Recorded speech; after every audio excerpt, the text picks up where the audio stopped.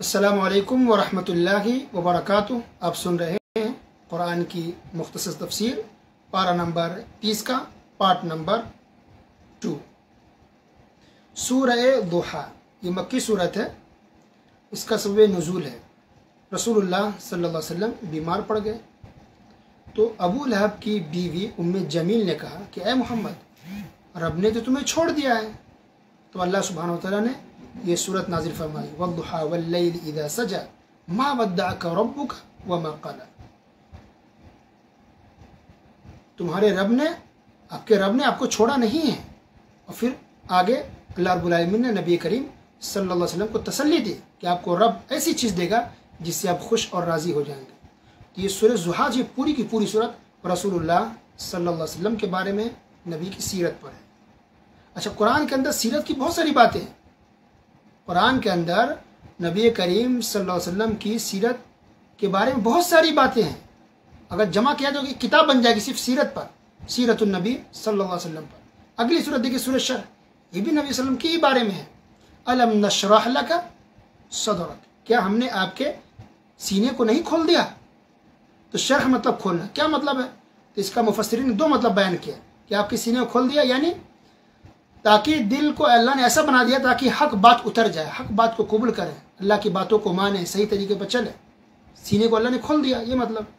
और दूसरा ये भी मतलब हो सकता है कि हकीकत में सीने को अल्लाह ने खोला और दिल को निकाल करके धुला गया आब ज़मज़म से।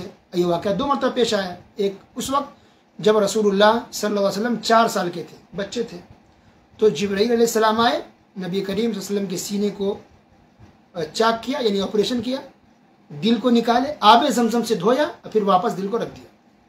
और दूसरा वाक़या उस वक्त पेश आया जब आप सल्लल्लाहु अलैहि वसल्लम मिअराज पर गए थे, तो उस मौके पर भी नबी सल्लल्लाहु अलैहि वसल्लम के सीने से दिल को निकाल करके धोया गया, साफ़ किया गया। ये बात सही बुखारी के अंदर है। इसके अंदर एक आयत है, व रफ़अना लका ज़िक्रक, अल्लाह ताला ने कहा कि हमने आपके जिक्र को बुलंद कर दिया है, आपके जिक्र को बुलंद कर दिया है। अल्लाहु अकबर। आज भी देखिए लोग हमारे रसूल सल्लल्लाहु अलैहि वसल्लम के नाम के कार्टून बनाते हैं, लोग मजाक उड़ाते हैं, कमेंट्स करते हैं। यही लोग जालिम हैं, गुमराह होने वाले लोग हैं। हमारे रसूल सल्लल्लाहु अलैहि वसल्लम का अल्लाह ताला ने नाम इतना ऊंचा किया है कि कोई नीचा कर ही नहीं पाएगा और कोई मिटा ही नहीं पाएगा।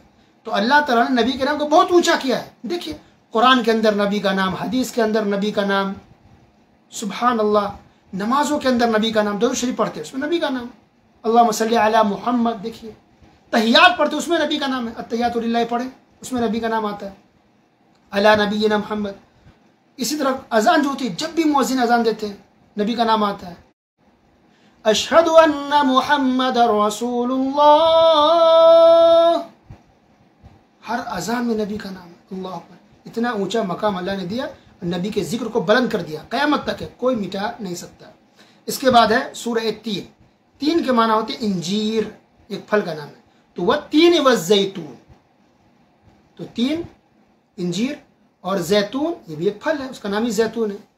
इससे पता चल रहा कि दोनों फल अच्छे हैं, इंसान को खाना चाहिए। इससे इसकी अहमियत समझ में आ रही, क्योंकि अल्लाह ताला ने इन फलों की कसम खाई है। तो कसम अल्लाह ने बहुत सी चीज़ें खाई है। पहली बात बताई गई थी कि अल्लाह ताला जिस चीज़ की चाहता है कसम खाता है। हम आप सिर्फ अल्लाह की कसम खा सकते हैं, बस अल्लाह के अलावा गैरुल्लाह की कसम नहीं खा सकते।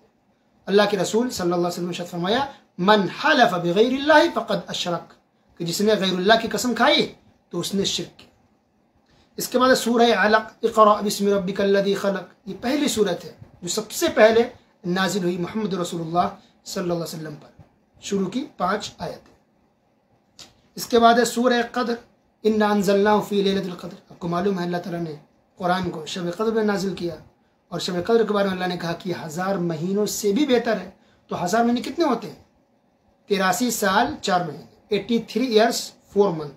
अल्लाह अकबर। शब क़द्र की फजीलत ये है। इसके बाद है सूरह बय्यिना। नबी करीम सल्लल्लाहु अलैहि वसल्लम ने कहा उबई बिन काब रज़ी अल्लाह ताला अन्हु से कि अल्लाह ताला ने मुझे कहा कि मैं तुम्हें ये सूरत पढ़ के सुनाऊं। तो उन्होंने कहा कि क्या वाकई अल्लाह ताला ने मेरा नाम लेके कहा है? तो कहा कि हाँ। तो मारे खुशी के ये सहाबी रोने लग गए कि अल्लाह ने मेरा नाम ले लिया। अल्लाह। इससे पता चल रहा कि सहाबा किराम की फजीलत कितनी ऊंची है, कितना बुलंद अल्लाह ने उनका मकाम किया है। अल्लाह अकबर। कैसे कुछ लोग बदबख्त मुसलमान होकर के भी साहबा कराम को बुरा भला कहते हैं, नुक्ता चीनी करते हैं, उनकी कमियां निकालते हैं, उनकी गलतियां निकालते हैं।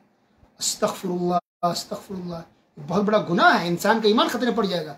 हम किसी भी सहाबी, मुआविया रजी अल्लाह ताला अन्हु, ये बहुत बड़े सहाबी में से इनका शुमार होता है, बड़े साहबा में से। शिया जो हमेशा गाली के तौर पर उनको इस्तेमाल करते हैं, मुआविया रजी अल्लाह ताला अन्हु को, अस्तगफिरुल्लाह, इंसान का ईमान खतरे पड़ सकता है। सहाबा कराम को बुरा भला कहना ये किसी के लिए जायज़ नहीं है। अल्लाह ने बहुत ऊंचा मकाम दिया है, उनकी फजीलत कुरान में भी है और उनकी फजीलत हदीस के अंदर भी बहुत ही ज़्यादा। बल्कि शरीयत कुरान हदीस किन के जरिए हम तक पहुँचा है? सहाबा कराम के जरिए। अल्लाह अकबर। इसको देखिए, सूरह ज़िलज़ाल है, इसके अंदर भी देखिए क़यामत का मंजर कि क़यामत का क्या होगा, ज़लज़ला आएगा, भूकंप आएगा बहुत बड़ा, पूरी ज़मीन हिल जाएगी, फट जाएगी और ज़मीन अपने अंदर की सारी चीज़ें निकाल के बाहर फेंक देगी। और यौमइज़िन तुहद्दिसु अख़बारहा, ज़मीन खबर दे देगी अपने बारे में सब कुछ।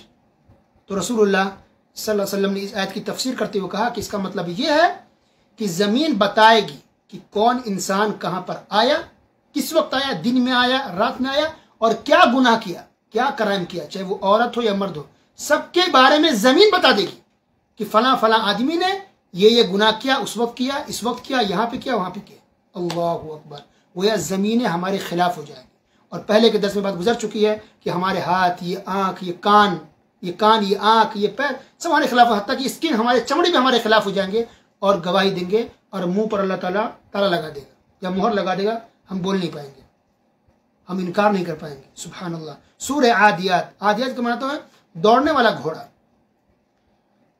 तो इसका जिक्र इसके अंदर। और फिर अल्लाह ने भी जिक्र किया कि कब्रों के अंदर से इंसानों को जिंदा करके उठाया जाएगा। अल्लाह अकबर।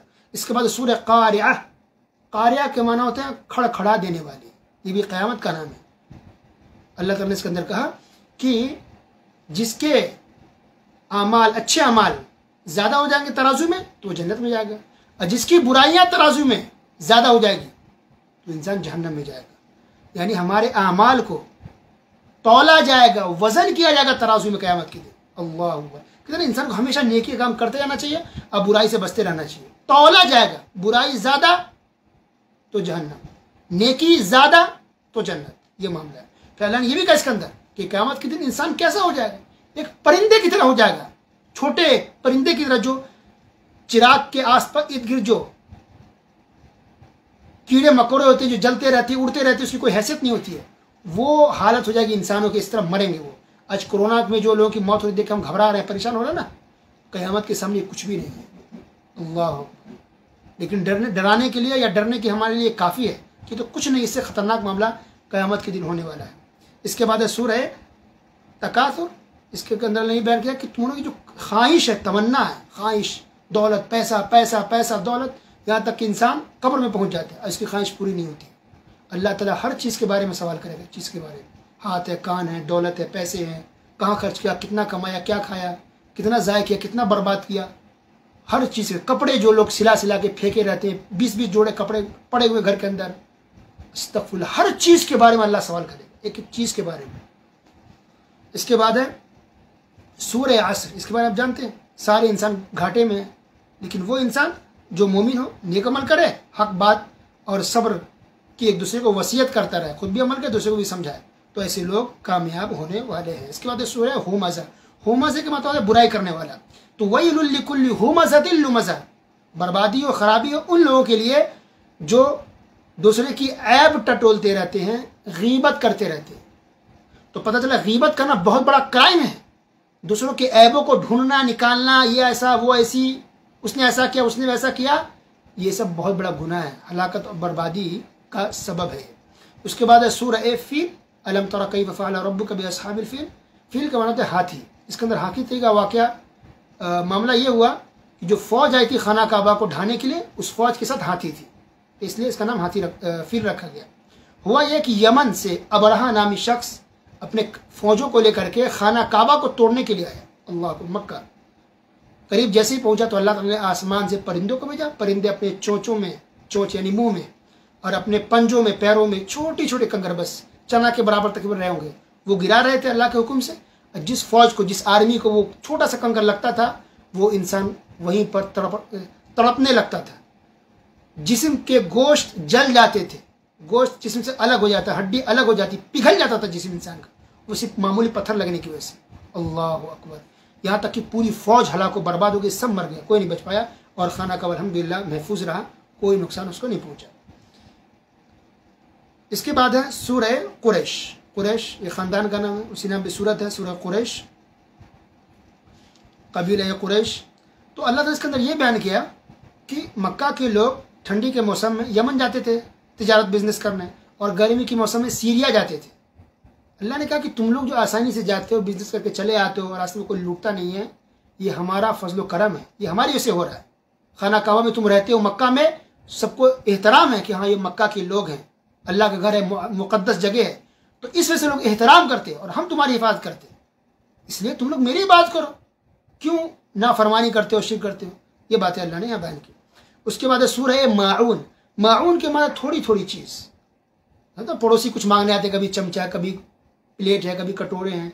अभी तो लोग माशाल्लाह पैसे लोग, पहले ज़्यादा लोग मांगने आते थे, तो कुछ कंजूस लोग नहीं देते पड़ोसी को, बहाना करते हैं हमारे पास नहीं है, तेल मांगने नहीं, खत्म हो गया, नहीं है, 2 दिन से हमारे पास नहीं है। अस्तगफुरुल्लाह। छोटी छोटी चीज़ जो पड़ोसी मांगने आते हैं उनको दे देना चाहिए। इससे अल्लाह ने मना किया कि कोई इंसान ना दे, गलत बात, दीजिए, ये सवाब का काम है, ये अखलाक में से है। और अल्लाह ने इसके अंदर ये भी बयान किया कि उन नमाजियों के लिए हलाकत और बर्बादी जो लोग नमाज में सुस्ती करते हैं और गफलत बरतते हैं। तब अब आपके सोचिए, जो रिश्तेदार नमाज ही नहीं पढ़ते हैं उनका क्या अंजाम होगा। इसके बाद सूरह कौसर। ये कौसर एक नहर का नाम है जो नबी सल्लल्लाहु अलैहि वसल्लम को दिया जाएगा जन्नत के अंदर, और उसी नहर से पानी आएगा क़यामत के दिन, जो मैदान होगा वहाँ, जिसको कहते हैं हौज़े कौसर। तो हौज़े कौसर उसी नहर का पानी होगा, और रसूलुल्लाह सल्लल्लाहु अलैहि वसल्लम अपने दस्ते मुबारक से, अपने हाथ से अपनी उम्मतियों को पानी पिलाएंगे। अल्लाहु अकबर। हर एक के लिए अलग अलग गिलास होगा, यूज एंड थ्रो वाला, अलग अलग गिलास, और पानी पिला रहे होंगे। लेकिन जब बिदती सामने आएंगे उनको धुतकार के भगा दिया जाएगा, उनको रसूलुल्लाह सल्लल्लाहु अलैहि वसल्लम अपने हाथों से पानी नहीं पिलाएंगे बिदतियों को। इसके बाद सूरह काफिरून। ये काफिरून, सूरह काफिरून, जो लोग हज उम्रा करने जाते हैं, अगर वो तवाफ़ कर लें तो तवाफ़ के बाद पहली रकात में सूरह फातिहा के बाद सूरह काफिरून पढ़ें, और दूसरी रकात में सूरह फातिहा के बाद कुल हुवल्लाहु अहद पढ़ें। तो ये सुन्नत है।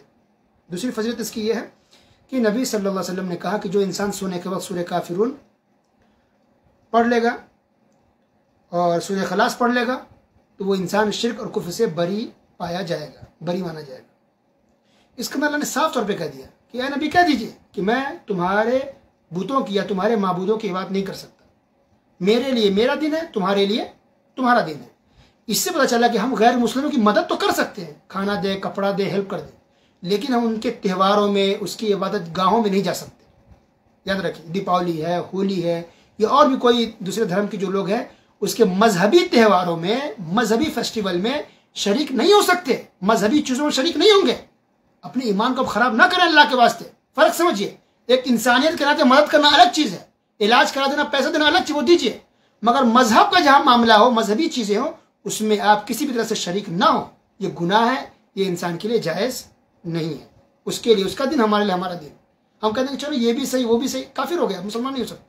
सिर्फ इस्लाम ही सही है बस, बाकी सारे धर्म गलत है, ये पूरा यकीन होना चाहिए, तब जाके आप मुसलमान होंगे। इसके बाद है सूरह काफिरून के बाद सूरह नसर। नुज़ूल के एतबार से सबसे आखिर में यही सूरत नाज़िल हुई, इज़ा जाअ नसरुल्लाह वल फतह। इसके अंदर अल्लाह ताला ने तौबा इस्तिग़फ़ार और तस्बीह करने का हुक्म दिया है। इसके बाद सूरह मसद, तब्बत यदा अबी लहब व तब। नबी करीम सल्लल्लाहु अलैहि वसल्लम ने अपने रिश्तेदारों को, तमाम लोगों को जमा किया। जमा करने के बाद तौहीद की दावत दी, इस्लाम कबूल करने को कहा। तो अबू लहब जो अपना चचा था वो भड़क गया, कहा ए मोहम्मद, तुमने इसीलिए हम लोग को यहाँ जमा किया था, बोला था तू हलाक को बर्बाद हो। अल्लाह ताला को बहुत गुस्सा आया और अल्लाह ताला ने आसमान से, 7वें आसमान से सूरत नाजिल फरमा दी, तब्बत यदा अबी लहब व तब। ए अबू लहब, तू हलाक को बर्बाद हो, तू बर्बाद हो। अल्लाह अकबर। तो उसकी बर्बादी पर पूरी एक सूरत नाजिल फरमा दी अल्लाह ताला ने, सुभान अल्लाह। उसके बाद है सूरह इखलास, कुल हुवल्लाहु अहद। इसकी बहुत फजीलत आप जानते हैं कि इसके पढ़ने का सवाब ये है कि 1/3 कुरान पढ़ने का सवाब मिलता है। कुल हुवल्लाहु अहद आप एक बार पढ़ लें सूरह इखलास तो 1/3 का सवाब मिलेगा, यानी कुरान की 30 पारे हैं तो 1/3 कितना होगा, 10 पारा। तो एक मरतबा आप कुल हुवल्लाहु अहद पढ़ेंगे तो आपको 10 पारा पढ़ने के बराबर सवाब मिलेगा। रसूलुल्लाह सल्लल्लाहु अलैहि वसल्लम सूरह इखलास को हर फर्ज नमाज में पढ़ते थे। रसूलुल्लाह सल्लल्लाहु अलैहि वसल्लम हर फर्ज नमाज के बाद सूरह इखलास पढ़ते, सूरह फलक पढ़ते और सूरह नास पढ़ते, हर फर्ज नमाज के बाद। इसी तरह सुबह और शाम के अस्कार में भी रसूलुल्लाह सल्लल्लाहु अलैहि वसल्लम सूरह इखलास, सूरह फलक और सूरह नास पढ़ते थे। इसी तरह रात में सोने को भी पढ़ते थे। अल्लाह अकबर। रुक़या शरइया में भी इन तीनों सूरतों का इस्तेमाल करना चाहिए। तो सूरह फलक, फलक के माना होते हैं सुबह और नास के माना होते हैं लोग। इन दोनों सूरतों के अंदर टोटल 11 आयतें हैं। नबी सल्लल्लाहु अलैहि वसल्लम को भी जादू कर दिया गया था। एक यहूदी था लबीद बिन आसिम, तो रसूलुल्लाह सल्लल्लाहु अलैहि वसल्लम पर अली रजी अल्लाह तआला अन्हु ने सूरह फलक और सूरह नास पढ़ करके दम किया, फूका। जैसे ही ये दोनों सूरत खत्म हुई पढ़ करके तो रसूलुल्लाह सल्लल्लाहु अलैहि वसल्लम बिल्कुल ठीक हो गए, ऐसे ठीक हो गए जैसे कि वो बीमार थे ही नहीं। अल्लाह, बड़ी पूरा वाक़या सही बुखारी के अंदर मौजूद है। इससे पता चला किसी को जादू हो जाए या नज़र बद हो, परेशान है, तो आप तावीज़ मत कराइए, ठीक है। तावीज़ घंटे के चक्कर में ना पड़े, उधर उधर अपने ईमान को, अपनी इज्जत व आबरू को मत बेचिए। अल्लाह के वास्ते कुरान की सूरत में पढ़े, दम करें, एक दूसरे को फूके, इंशाअल्लाह आप ठीक हो जाएंगे। रसूलुल्लाह सल्लल्लाहु अलैहि वसल्लम ठीक हो गए, सिर्फ सूरह फलक और सूरह नास पढ़ के दम किया गया, बस, और कुछ नहीं। तो रुक़या शरइया के तौर पर आप इस्तेमाल कर सकते हैं सूरह फलक, सूरह नास। और सिर्फ जादू के लिए नहीं है, ऐसे भी अगर बीमार पड़े तो भी आप दम कर सकते हैं। आयशा रज़ी अल्लाह तआला फरमाती हैं कि नबी करीम सल्लल्लाहु अलैहि वसल्लम जब बीमार पड़ते तो मैं सूरह फलक और सूरह नास को पढ़ करके दम करती थी रसूलुल्लाह सल्लल्लाहु अलैहि वसल्लम पर। अल्लाह अकबर। तो जो करने को कहा गया वो हम करते नहीं हैं, जो न करने को नहीं कहा जाता है उसके पीछे हम भागते रहते हैं, शिरक करते हैं, बिदअत करते हैं, जा करके अपनी इज्जत को भी बेचते हैं और हलाको बर्बाद होते हैं। अस्तगफिरुल्लाह। तो इस तरह से तकरीबन बात मुकम्मल हुई और ये तफसीर अल्हम्दुलिल्लाह मुकम्मल हो गया अल्लाह की तौफीक से, अल्लाह की मदद से, अल्हम्दुलिल्लाह। तो सूरह फलक की भी हमें समझ में आ गई और सूरह नास की भी हमें समझ में आई कि ये रुक़या शरिया के तौर पर आप इसको इस्तेमाल करें और करनी चाहिए, और सुबह शाम के अस्कार में भी ये शामिल है। तो अल्हम्दुलिल्लाह, अल्लाह का शुक्र, अल्लाह की तौफीक से ये तफसीर का दर्स शुरू हुआ था और आज मुकम्मल हो गया। अल्लाह ताला इसको कबूल फरमाए। अल्लाह ताला हम तमाम मुसलमानों को सुनने के साथ साथ अमल करने की तौफीक अदा फरमाए। आमीन या रब्बल आलमीन। आमिर से माशाल्लाह बहुत से लोग ऐसे जो गौर से सुनते हैं, कुछ लोग तो बाकायदा लिखते भी हैं, माशाल्लाह माशाल्लाह, डायरी बनाए हुए, कॉपी बना के रखी हुई, शौक है, अल्लाह जिसको तौफीक दे दे। और बहुत से लोग आप में से ऐसे जो सुनते भी हैं, दूसरों को, रिश्तेदारों को भेजते भी थे और भेज रहे थे अब तक, माशाल्लाह, उनके लिए तो डबल अजर है सुनने का, दूसरों को पहुँचाने का। तो जो भी आप सब के सब काबिल मुबारकबाद हैं। अल्लाह आप सबकी मेहनत को कबूल फरमाए, अल्लाह सबको इसका बेहतर अजर दे, क्योंकि इल्म हासिल करना भी इबादत है। अल्लाह ताला आपके नामा अमाल में इसको शामिल करे और जन्नत में जाने का ज़रिया बना दे। अल्लाह तमाम मुसलमानों की मग़फ़िरत फरमाए। अल्लाह ताला तमाम मुसलमानों की हिफाजत फरमाए, चाहे कोई भी हो, किसी भी मुल्क के हों, अल्लाह सबकी मग़फ़िरत करे। अल्लाह तमाम मुसलमानों की इज़्ज़त व आबरू की हिफाजत फरमाए। अल्लाह तमाम मुसलमानों को शिर्क और बिदअत से महफूज रखे। अल्लाह तमाम मुसलमानों के साथ जो भी परेशानी है, सबकी परेशानी को दूर करे, सबको सब्र की तौफीक दे, ईमान पर जमे रहने की तौफीक दे, इल्म सीखने की तौफीक दे, कुरान हदीस को समझ कर पढ़ने और समझने और इल्म हासिल करने की तौफीक दे। अल्लाह हमें शिर्क से बचा, हमें कुफ्र से बचा, हमें बिदअत से बचा, हर तरह के हराम कामों से बचा। अल्लाह हम तमाम मुसलमानों को नेक बना, साले बना, दीनदार बना। अल्लाह हमें से जो बीमार है उन्हें शिफा अता फरमा, जो वफ़ात पा चुके हैं अल्लाह उन्हें मग़फ़िरत फरमा, जो कर्ज में डूबे हैं अल्लाह उनके कर्ज की अदायगी के लिए आसानी फरमा दे, जिसकी शादी नहीं उसके लिए शादी के लिए अल्लाह रास्ते आसान कर दे, और जो शादी करके परेशान है शादी के मामले में शौहर बीवी से, बीवी शौहर से, अल्लाह उसके लिए भी आसानी कर दे, एक दूसरे को समझे, एक दूसरे के हुकूक अदा करे, सबके रिश्ते को अल्लाह आसान कर दे, अच्छा कर दे, बेहतर कर दे, और ईमान के साथ कुरान और हदीस की रोशनी में ज़िंदगी गुजारने की तौफीक अता फरमा। अल्लाह हमारी इबादतों को कबूल फरमा, हमारी कोशिशों को कबूल फरमा, और इसी तरह हमेशा हमें इल्म हासिल करने, कुरान हदीस को सुनने सीखने की तौफीक अता फरमा। आमीन। अल्लाह जो भी गलती हो गई, ज़बान फिसल गई है, कुछ ख़ता हुई, अल्लाह उसे माफ़ फरमा। अस्तग़फिरुल्लाह व अतूबु इलैह। सुब्हानका अल्लाहुम्मा बिहम्दिक, अशहदु अल्ला इलाहा इल्ला अंत, अस्तग़फिरुका व अतूबु इलैक। व सल्लल्लाहु अला नबिय्यिना मुहम्मद